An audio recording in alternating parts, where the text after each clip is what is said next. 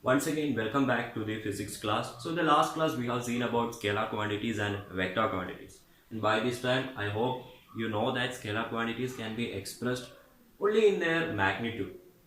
And your vector quantities, okay, in order to express your vector quantities, you need both magnitude as well as the direction, right? So, your vector, you need magnitude and direction.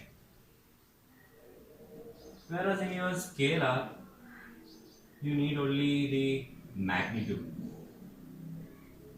So if I say that please displace a particular object by 5 meter. Okay, think that you are having an object.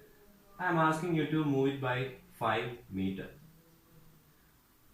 So you can move this object by 5 meter in these directions, right? Either you can move it towards your right, left, upper one, or the downward. So these are the possibilities. So now there is a confusion to which side I have to move this particular object. But if I say that I have to move it towards the left, okay, that means I only need to consider the direction. That means I have to move the body towards the left side by 5. I hope I said meter, right? So 5 meter. So that is your vector quantity. So such quantities which require both magnitude as well as direction, you put it under vector quantities. But take the case of a scalar quantity, for example mass. So if I say that I'm going to a shop and I'm asking the shopkeeper to give me a sugar of mass 1 kilogram. So of course he will only look at this 1 kilogram and the mass. Okay, 1 kilogram. So this particular quantity, whether I am getting that or not, that is the point there or the fact. So such quantities I put it under scalar quantities. So similarly another scalar quantity is your temperature. If I say temperature, here it is 35 degrees Celsius. What is important here is this magnitude 35 degree. How much hotness it's here. Okay, by how much? Okay, so that refers to your magnitude 35 here. So only this quantity is important. But if I say that there is an increase in temperature or there is a decrease in temperature, right now I am specifying or giving a particular what I said, I am giving a direction, let's say. Okay, it is either increasing or it is either decreasing. There is a rise and there is a fall. So when I say temperature is increasing or rising and temperature is decreasing and falling, that means your temperature is right now a vector quantity. Okay, so that is the difference. When I say the temperature changed, that means it is scalar, or the temperature is 35 degrees Celsius. So those are examples for your scalar. So at that time you are only specifying the magnitude, so it falls under scalar quantity. But when I say the temperature is rising, temperature is falling by so and so, now you are specifying both magnitude and you are saying that it is rising or it is falling by a particular amount. So now it falls under the category of vector. Okay, so these are the main example that I would like to discuss in this particular part today. So mass belonging to scalar, again temperature belonging to scalar. So we will see more scalar and vector quantities, okay, in the upcoming videos. And today we will be looking into the scalar quantities like distance and speed, and the vector quantities, the velocity and displacement. So let's have a look what. Now coming to distance and displacement. So distance, you have heard it quite often, but displacement, you might have heard it when I say, okay, displace object by so. That means you have to move the object to a particular side or something like that, or by a particular distance. So when I say I am moving from, okay, this is a point A and this is a point B. Suppose there was a man here. Okay, he is walking from point A, junction A to junction B. Okay, and in between junction A and B there is a distance of 3 kilometers. Okay, he is moving straight anyway. So he started from A, reached B, and total he traveled 3 kilometers. So the total path which has been covered by this particular man Okay, that is here it is 3 kilometer. So that is nothing but your distance. Okay, so now his total distance covered is 3 kilometer. Now imagine that, okay, this man who traveled 3 kilometer, again from point B, he traveled another distance to C, a kilometer of 2 kilometer. So now the total distance traveled by this man is 3 kilometer plus 2 kilometer, that is equal to 5 kilometer. So your distance, that is nothing but the path traveled, the length of the path traveled. And again it is path dependent. So wherever, suppose he again moved from C to D, let's say 1 kilometer. Now your total distance become 5 plus 1, that will be equal to 6 kilometer. So that is the idea about your distance. But coming to displacement. So think that your man, again he moved from A to B. Okay, he moved 3 kilometer. From B to, okay, B to C, again he moved 2 kilometer. Then from C to, okay, let's take it as D. From C to D, again he traveled 3 kilometer. And okay, he stopped there. Now, if I ask you what is the total distance here, you will say that it is 3 plus 3, 6 plus 2, 8 kilometer. So your distance is 8 kilometer here. But I am asking you what is the displacement. So coming to displacement. So in distance I told you that it is the total length of the path traveled. And it is path dependent, quite path dependent. But coming to displacement, I will say that, okay, it is the shortest, okay, the shortest distance between, okay, the shortest distance between final and initial points or position. Okay, it is the shortest distance between final and initial points or positions. So here if I take A is, okay, the man, he traveled from A and reached D. Now if I ask you what is the shortest distance between A and D, so of course you will say that the shortest distance between A and D, that is this thing, right? But we haven't traveled this path, but this is the very shortest distance between A and D. But here it wasn't like that. It was all dependent on path. So that's why I said distance is path dependent. But your displacement, it's not going to be a path dependent quantity. So again, the shortest distance between final and initial position. So this was his initial position. I'm taking it as I, and D was his final position. So I took it as F. And the shortest distance between A and D, so that is nothing but 2 kilometer. So here displacement, it is going to be 2 kilometer. Again, displacement, the definition is not complete, right? I said shortest distance between final and initial points, again in a specified direction. Okay, it should be in a specific or a specified direction. So that makes your displacement complete. Again, direction. So I have got only the magnitude here, the shortest distance, that is 2 kilometer. So if I ask you what is the direction, so in which direction is he moving? So if I take, okay, so your north, south, west and east, right? So now if you consider D to A in the specific direction, so the shortest distance between final and initial points in a specific direction. So here the direction is, okay, likewise. So that means he is moving from south, I can say south to north, or I can simply say he is traveling towards the north. So the displacement is 2 kilometer towards north. So that is the displacement made by that particular person. So that is the difference between your distance and displacement. Again, one more thing to add. So your distance, it is a scalar quantity. I said move a body by 3 kilometer. So this person moved by 3 kilometer. That means it is a scalar quantity. Here, because I have said only the magnitude, I haven't specified any direction. But in this case, I am asking you the displacement.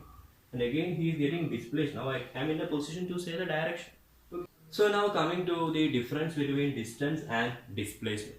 So your total path length, that is nothing but the distance. Whatever path you took to travel, so that total length is nothing but the distance. But your displacement, it is the shortest distance between final and the initial points. Okay, the shortest distance between final and initial points in a specific direction. And again here, direction, it is very important, because your displacement is going to be a vector quantity. That's why direction is very important. And distance, it's a scalar quantity.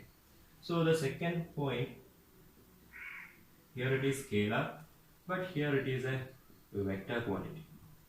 So when I say that you have to move the object by 5 kilometer, okay, towards east. So what I am saying here is actually, okay, magnitude is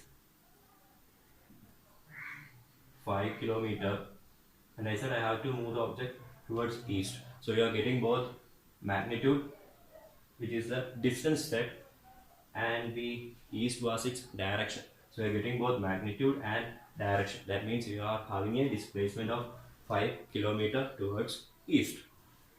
Again, as I said earlier, distance being total path travel, it is path dependent. Okay, it is path dependent. But your displacement, shortest distance between the final and initial points. So what matters here is the final and the initial points. So it is not dependent on path.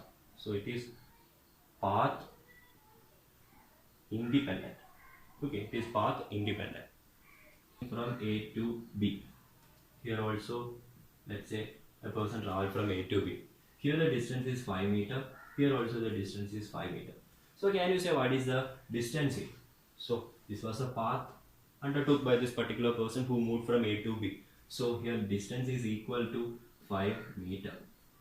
Okay, and your displacement, it is again the shortest distance between initial or final and the initial points. So final point, initial point.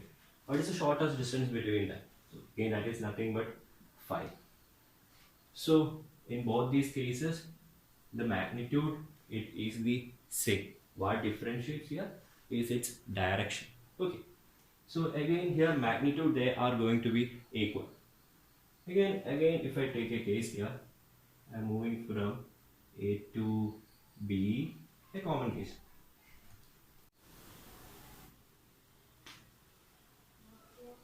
So in this case,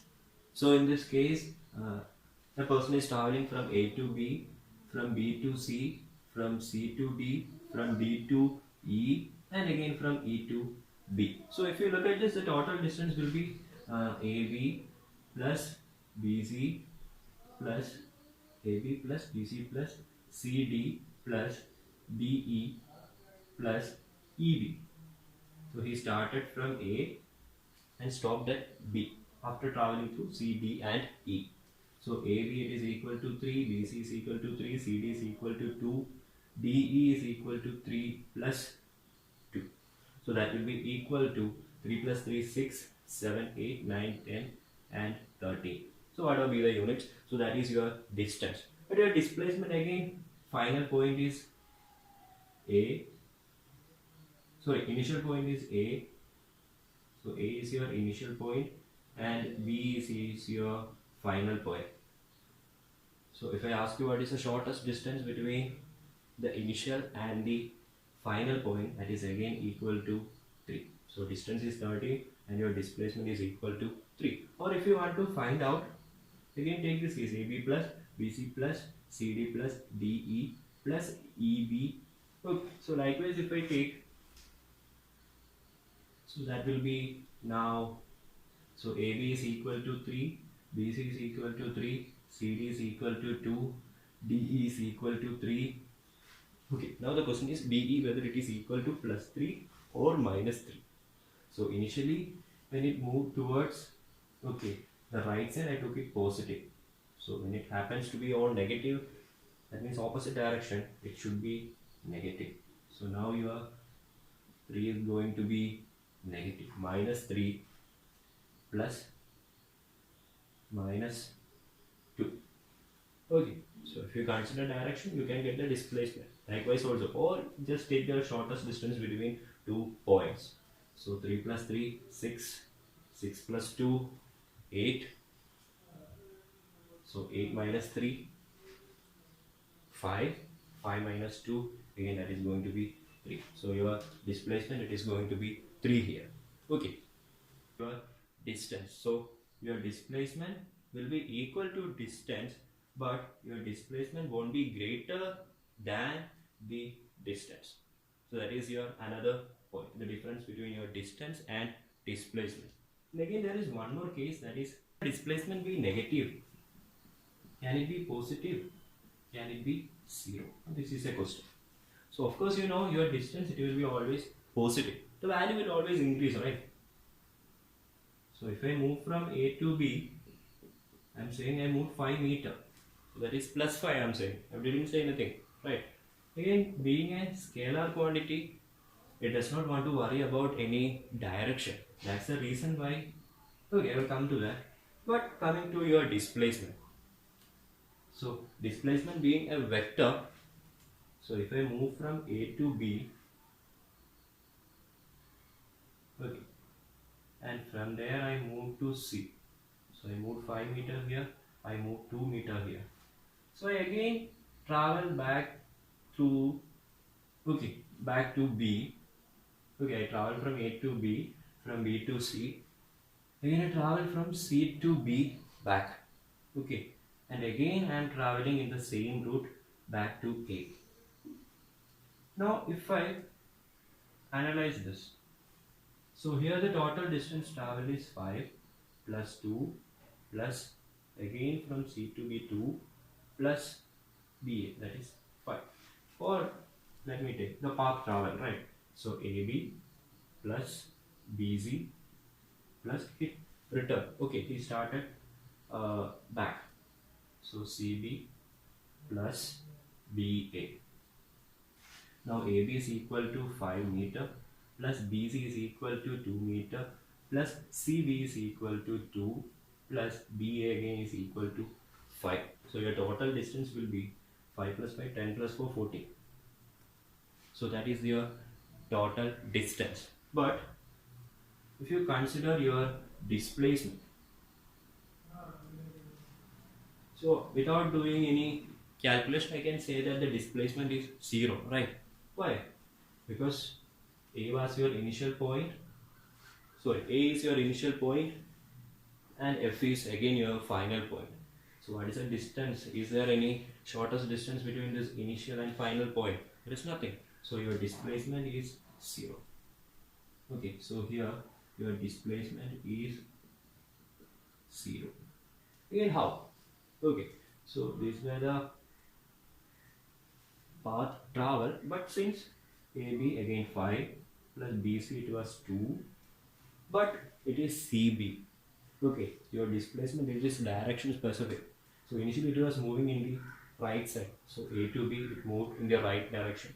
From B to C it moved in the right direction. But when it started the return journey, it was traveling from C to B. Okay, that means now it will become minus 2 plus minus 5. Because it was from B to A towards the left side, opposite to the initial direction. So that will become, right, so that will be equal to 0 meter. So what I'm trying to say here is that your displacement, it can be negative. Okay, right? So if I am, okay, it can be positive, fine. It can be 0, like this case, and negative, right? So I told you here it can be negative. So let's see how displacement is going to be negative. So think that this is an origin. Okay, just how you draw in graph, right? So 0, 1, 2, 3. You can take it as minus 1, minus 2, minus 3. So think that initially I started from this origin and I traveled a distance of 2 meter. So from there I again travel back, reached O, okay, and from there I again started. I stopped at another point, let's say B. So from O I travel to A, and from A I travel back to B. Now if I look at the displacement, so what is the initial point here? 0. What is the final point here? So I stopped at B, right? So that is minus 1. So the distance, of course, we travel 2, 2 plus 2, 4, 4 plus 1, that will be 5. So that will be the total distance traveled, because it is not depending upon the direction. But if I consider the displacement, so again, so that will be, your displacement will be equal to, so minus 1, so that will be equal to minus 1 meter. Again, if I want to look, so again plus 2, again he return back, so plus minus 2 plus again a minus 1, so you will get the answer minus 1 meter. So that is how your displacement is going to be negative.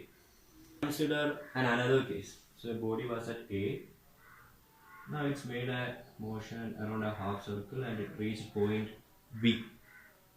So if I ask you what is the distance and displacement, so of course the distance, it is the total length of the path traveled. So how can you find this path travel distance? So now it's circular in shape, it's a curved shape. So how you will find the distance? So if you are having a thread or a rope, okay, you can just find out how much was that distance. Or it's a circle, half circle, right?